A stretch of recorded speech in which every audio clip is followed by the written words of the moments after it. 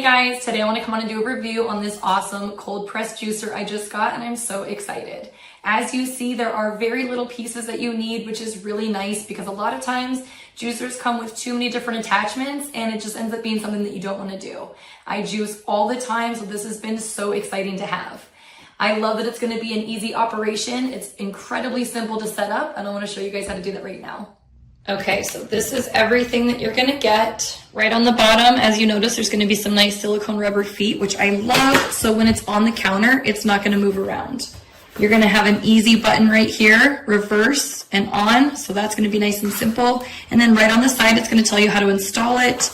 And then this is where you're gonna stick the main component. Next, you're gonna stick this piece on. As you see, it's gonna be lock and unlock. So what you're gonna do, you're just gonna set it in and then just twist it. Next is gonna be this piece right here. That's where you're gonna have the blade. You wanna make sure that this is gonna be open. You're gonna line it up to where it shows the unlock, and then you're just gonna twist it to the lock position. Then you're gonna close the lid, and then this is where all of the fruits and vegetables go, and this is gonna help push it through. And then lastly, you guys, you have these two containers right here, and it's gonna be able to come out. You have this piece right here to be able to stop it when you want. And I absolutely love that. All right, I have my fruit all ready to go and cut up. Turning it on again, super easy, and then just sticking the fruit right in there, using that tool to push it through, which is super, super nice. I love that you're gonna be able to stick a lot in there, opening that up to let the juice go out, and you can just get going. Look at how nice and wide that is. I love that you can stick big pieces in there as well.